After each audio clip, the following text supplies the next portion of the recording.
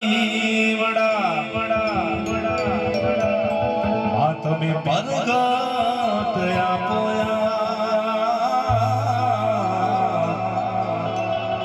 માડી તમે પરગત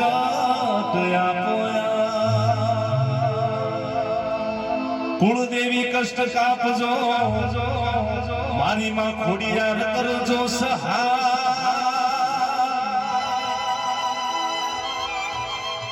અવની પર તમે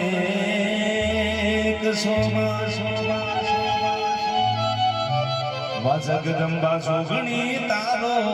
પરતા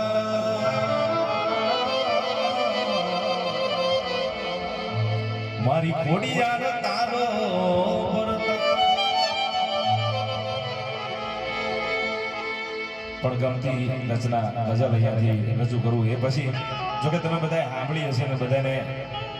ગમતી હશે કારણ કે જો ડાયરાના શોખીન હોય એટલે આપણે ડાયરાનો કાર્યક્રમ રાખ્યો છે બાકી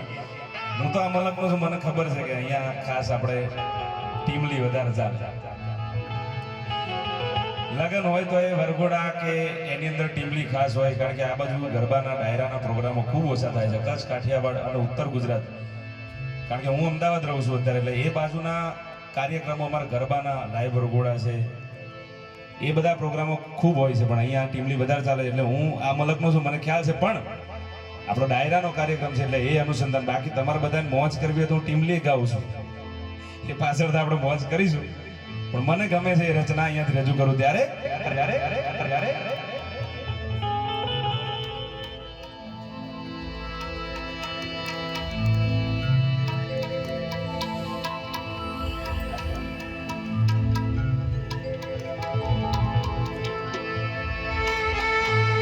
अजब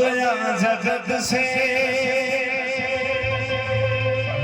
अनमुंडाय न पाया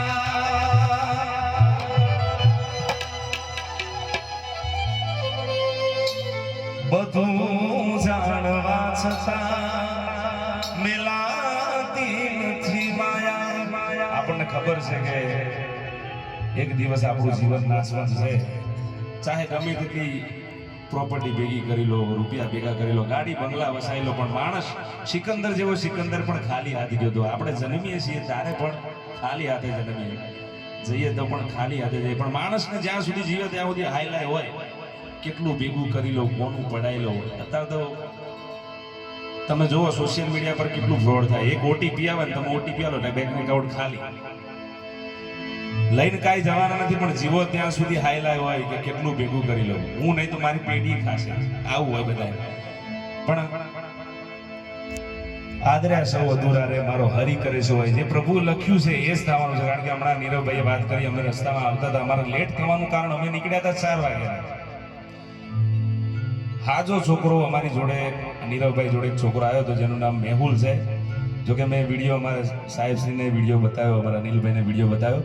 પ્રૂફ માટે એનો વિડીયો ઉતાર્યો હતો અમે કારણ કે એને બાલાસિંદોર એક હોસ્પિટલમાં એડમિટ કર્યો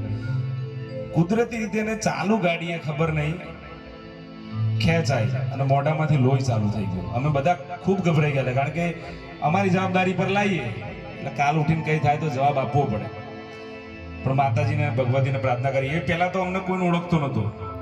અમે પૂછ્યું મેહુલભાઈ આંખો ખોલીને જોઈ જ રહે સલામત છું તને કાંઈ થાય છે કંઈ તકલીફ છે કંઈ જ નહીં એના હાથ પગ બધું આમ બાકું થઈ ગયું હકીકત ઘટના છે કદાચ કોઈને શંકા હોય તો અત્યારે બાલાસિંદોરથી એને અમદાવાદ લઈ ગયા છે અને મારા મોબાઈલમાં એનો એડમિટ કરેલો વિડીયો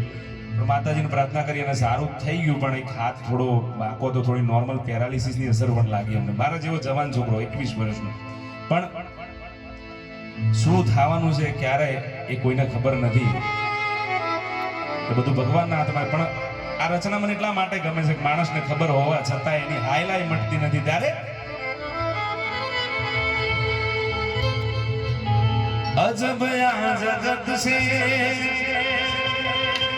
અનમુંડાએ ન પાયા અજબ આ જગત છે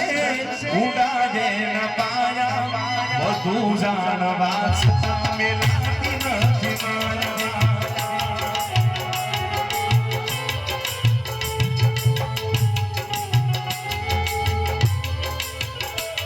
અરે જબ આ જગત છે